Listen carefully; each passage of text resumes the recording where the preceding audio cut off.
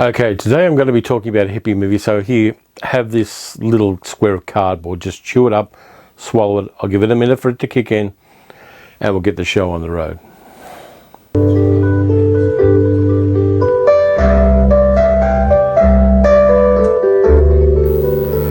So how's it going? Has it kicked in yet? Let's talk about a hippie movie. The 1960s were a really strange time. I remember I was there, though I was very much a small child at the time. But one of the things I really liked on television was the TV series The Monkees. Now, the Monkees were a kind of American alternative to the Beatles in some ways. The Beatles were known as the Fab Four, and about 3 years after they hit really big in America, two guys decided they needed to do an American television version of the Beatles. One was a guy called Bert Schneider, who was the son of an executive at Columbia Pictures, and the other one was a wannabe movie director, a guy called Bob Rafelson, who went on to have a great career as a movie director. So they decided they were going to do an American version of the Fab Four. So they got together a bunch of people. They put out an ad saying, insane young people wanted for TV show. And they got them. They got two ex-child actors, Mickey Dolenz and Davy Jones, and a couple of folk singers, Mike Nesmith and Peter Tork. And they put them together in a studio. They wrote a whole bunch of scripts. They got some of the best pop songwriters of the time to write them some songs. Two are musicians already, Peter Tork and Mike Nesmith. And Davy Jones and Mickey Dolenz were actors who could sing and who later learned how to play their instruments. So they kind of learned on the job. The Monkees was a big hit for a few years, and they produced a few albums when the band themselves started taking over their own destiny, in a sense. They started putting out some real good stuff. From an album called Headquarters onwards, the Monkees really did start creating the art that they wanted to create.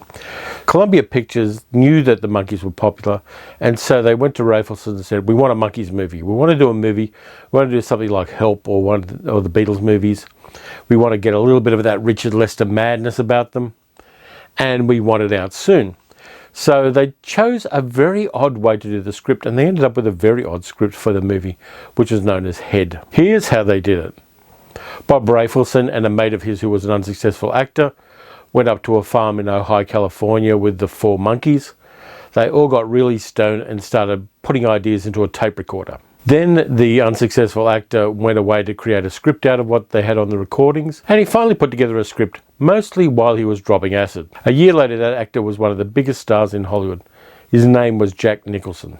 So they had a script, they had the actors, they had a deadline, they had a director. Bob Rafelson was going to direct this as his movie debut, and they went away to make it. They made it mostly in California, some parts around Palm Springs, the desert scenes, some parts in Los Angeles in the studio. And then they went to the Caribbean to film some scenes with some mermaids, as you do. The result was Head, which is a movie that I love. I saw it when I was a kid, and I didn't understand it. I didn't get the political subtext that they put into it. I didn't really understand it. It was a weird movie because the ending became the beginning, and the beginning circled around to the ending. And I'd never seen a plot line like that in my life. I liked the music, I liked the band, I liked the silliness of it, but I really didn't understand it until I saw it many, many years later as an adult. It's a singularly weird movie, and for my money, it's much better than the movies the Beatles did. Even though it wasn't quite as anarchic and it didn't have Richard Lester's directorial weirdness about it, there's something about Head that in 1968 really hit the zeitgeist, the spirit of the times. It's a very, very, very deeply and wonderfully weird movie, and that's part of what I love about it. It starts out with a bridge opening in Los Angeles. You've got all the dignitaries there, you've got a PA system, you've got the cops, you've got a whole bunch of city authorities. They're about to cut the ribbon when Mickey bursts through the ribbon, followed by Davy, Michael and Peter. They then get to the top of the bridge, and Mickey jumps off, and in slow motion as the first song of the movie starts, the Porpoise song, he dives into the water, sinks to the bottom, and is rescued by mermaids. I kid you not. That's how the movie starts. They then head off into a totally, not quite random, but a totally, random. Let's go with random. A totally random bunch of satires on old movies. They even cut in little clips of movies, including Gilda, the Rita Hayworth movie, The Black Cat with Boris Karloff and Bela Lugosi is in there. A whole bunch of little movies have these little snippets in them as well. They also have snippets of Los Angeles television commercials of the 1960s. Basically, they're slamming you in the face with media, satirizing it all. The next big musical part of it is Circle Sky. Written by Mike Nesmith, they have the band playing it in a concert format with lots of screaming girls and just basically that kind of chaotic camera work there. But then they do something really odd and totally surprising. They intercut it with documentary news footage from the Vietnam War, which is going on at the time, and particularly from the Tet Offensive. There's one particular scene of a North Vietnamese suspect being shot in the head by a South Vietnamese officer.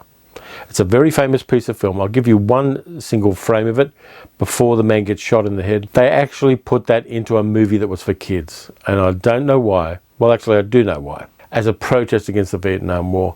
And for my money, it was one of the most powerful protests against the war that we saw in commercial cinema at the time.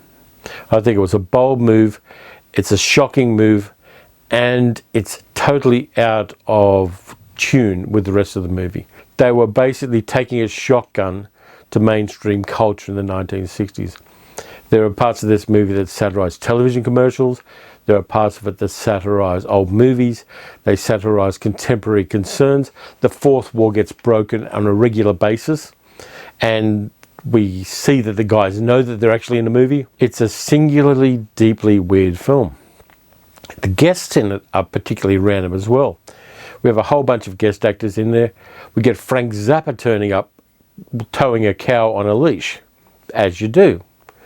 We even get Jack Nicholson and Dennis Hopper showing up in a kind of crowd scene in a canteen at the studio. We get Annette Funicello from the Disney movies turning up, playing the love interest of Davy in a little piece that satirizes a 1940s movie called Golden Boy, which had William Holden in it.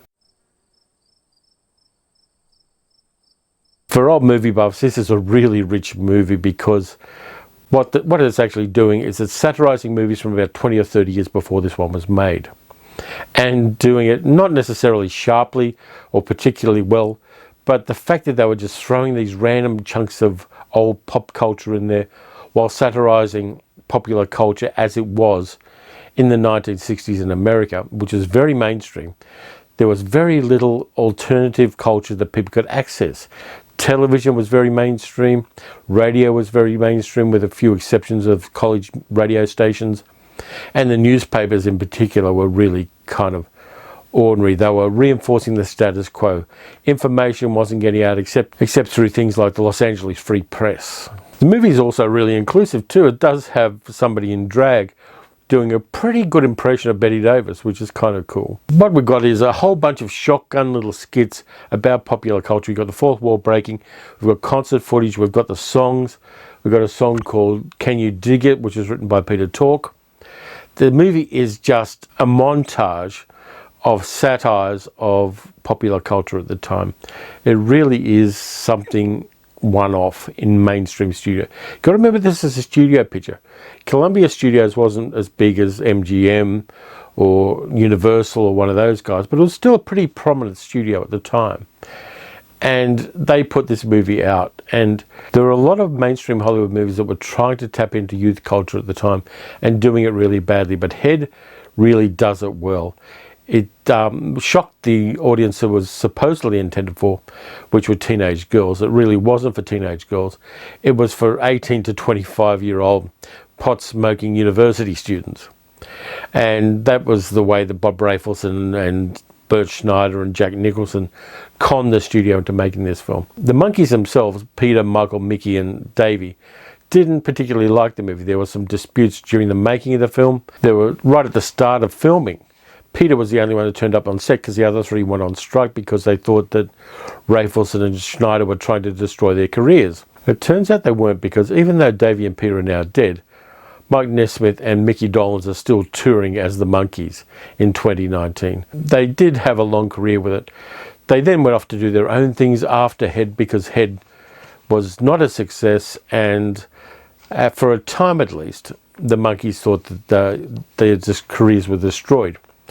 Mickey Dolenz went on to be a television producer, also partly in the UK, with the TV series Metal Mickey. Davy Jones did a whole bunch of other stuff as well. Mike Nesmith made a whole bunch of albums of his own, which were very popular. Peter did his own thing. He was a musician before the Monkees. He was a musician after the Monkees. And from all accounts, he was quite a nice guy. So why should you watch this film now? It's over 50 years old. It's silly. It's got a circular plot line. It looks at popular culture and the concerns of young people. So why should you watch it? It's fun. For a start, it is fun. It has a surrealism to it, which is really engaging. It breaks that fourth wall and deconstructs television and movies in a way that hadn't really been done since Olsen and Johnson's Hellzapoppin' in the 1940s. I think it's a movie that's aged much better than a lot of its contemporary ones. It is accessible, it's fun, the music is good. In fact, the soundtrack to Head is one of the best albums the Monkees made. It also has an anti-authoritarian bias, which I like as well. I'm a person who never lost the anti-authoritarianism of his youth, and so any movie that kicks the man in the guts is a movie I'm going to at least be kindly disposed towards. Head is a lot of fun. For me, it's a nostalgia kick because I saw it when I was a kid and I like the TV series, but I think it's also about youth culture. And in spite of what anybody will tell you, youth culture is a moving feast. It changes as time goes on. The youth culture of our decade is not the youth culture of the 60s, but it has that commonality.